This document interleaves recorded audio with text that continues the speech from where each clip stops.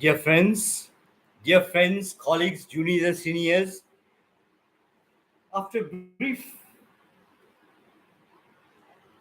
after taking a brief rest, I'm back again and I'm in a great mood today. I hope everyone is in also a great mood.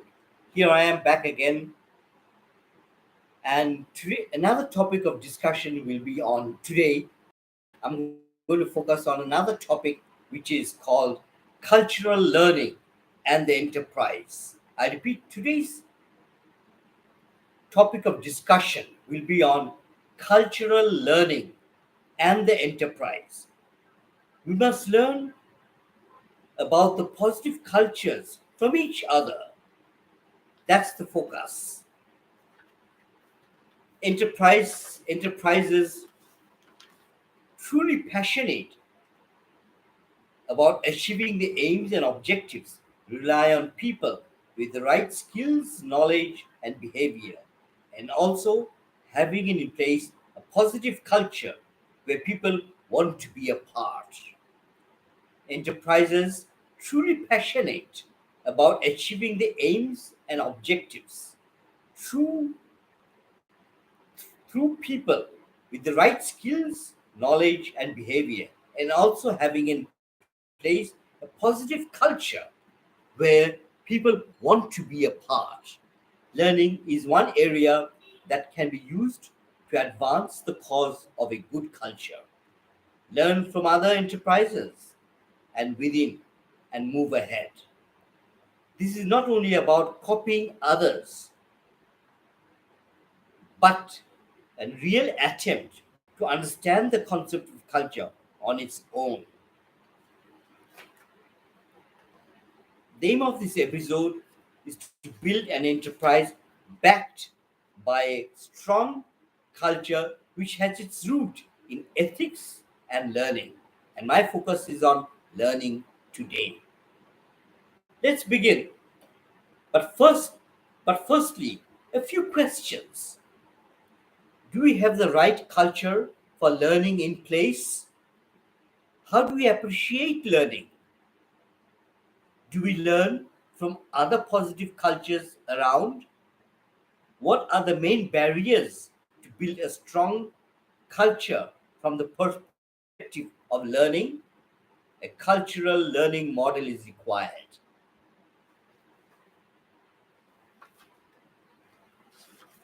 What is culture?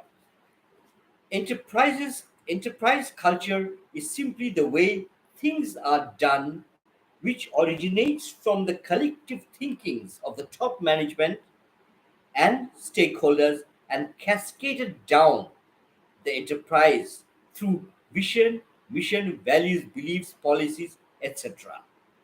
It is often expressed through artifacts, leadership and management style, language used, respect, justice system, slogans, sayings on the wall, paintings, etc. Culture to me is about refinement. So, how do we express culture? Through artifacts, leadership, management style, language we use, respect for each other, the justice system within the organization, slogans, sayings on the wall, etc., and also paintings. The boundary of culture is huge. It is basically about the norms of the enterprise that is to be respected and obeyed and has a strong emotive aspect. The economic value of cultural learning, does not require to be a great scientist. The economic value consists of return on investments, increase in the business, increase in stakeholders' satisfaction, increase in customer satisfaction, etc. These are the good points of having an inspiring culture. The top management and the enterprise and the entrepreneurs need to look into installing the most appropriate cultural learning framework on the basis of dialogue with the members of the enterprise. The cultural learning is also associated with social values of the organization. Cultural learning is also associated with the image of the enterprise and enterprise personality. Cultural learning is a type of learning enterprise, and that necessitates the understanding of learning itself. The realization that we live in an interdependent world. Learning must be aligned to the business strategy. The top management must endorse learning philosophy. Human capital is the cornerstone of a learning enterprise. Proper systems, procedures, processes must be in place to support this learning. Any learning needs planning and strategy. The days of lip service may be limited. So, what could be the key challenges of learning? The top management of the enterprise must realize that learning makes the difference. Learning does not happen in vacuum. Learning people must be motivated to learn and earn. Learning has only one vision, which is long term. Learning should never be politicized. That's my opinion. Learning should never be politicized. The focus of learning is to build values and culture of values. And more values, I assume there'll be more trust. Learning must be linked to behavior and ethics. Learning must be associated with professionalism. Learning is also linked to fairness and justice system within the enterprise. I see a close connection between learning and the rewards. We all we know it all. That's the wrong culture. We know it all. Some entrepreneurs, some managers may use this phrase. And I'd like to denounce this phrase. We do not know it all. So the cultural learning model, the tacit number one, the model that I'm going to promote is also please my friends, colleagues, juniors, seniors, I've also sent a PDF. Please read the PDF. Please read the PowerPoint that I've sent. It'll make sense. The first point that I'm going to talk about the model is tacit cultural activity. Second is explicit cultural activity. Third is incorporating. And the fourth is consolidation and feedback. The first, the first part is trying to understand the tacit cultural activity within the enterprise. Here we are trying to see the symptoms of cultural learning by talking to senior management members of the enterprise. Also, taking the views of the stakeholders, looking at some documents related to cultural learning, a sort of cultural learning audit.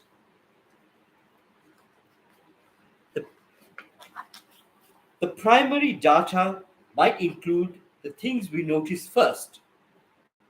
For example, the vision, mission, value statements, service delivery, code of ethics, timeliness of activities, cleanliness, professionalism, behavior, and so on. These items are very visible and noticeable. But value, beliefs, and attitude are subtle and needs more refined investigation, and direct interventions may be used to enhance our understanding. The second part is explicit cultural learning, where there is a common platform. In this common platform, different enterprises may come together and discuss issues related to culture and share the good points. But the top management will have to take learning seriously. We'll have to have a learning appetite. Otherwise, nothing will really be achieved in this context. Each sector may have their own platform. This initiative will have to come from the entrepreneurs. I'm afraid so. The third column refers to the importance of good points into the system of their own enterprise. It's about incorporating. The importance will have to merge with the existing culture in a planned manner that will require. This is what I call, uh, well, this is what I call actually bringing in culture from the outside, the good points. Here I'm talking about how will we do this? We have to have a strategy, objective, identifying what needs changing, giving the change a definition. The SHRM team will have to take the lead role in learning by the support of the top management. If the top management do not understand learning, there's no point in talking about learning.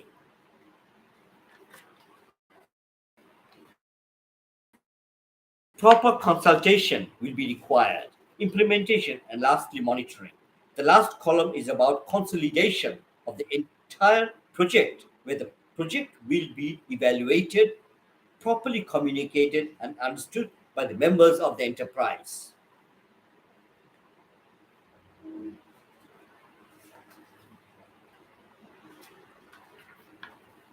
Conclusion: such type of cultural learning doesn't come out of a magic box. They will require the support of the top management, will require the support of the top management. Professionally, suitably qualified professionals will have to take the lead role.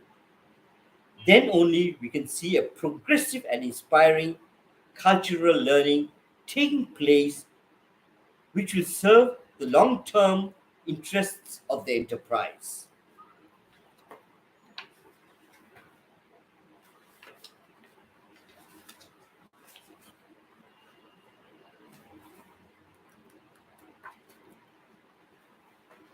My friends,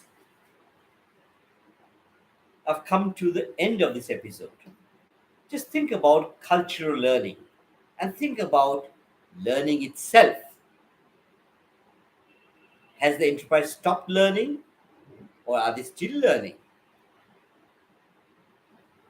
It's very important. My friends, have a good day, nice day. Stay happy and calm wherever you are. I'll meet you very soon. Take care, brothers and sisters, seniors and juniors. Bye bye for the time being. Bye bye.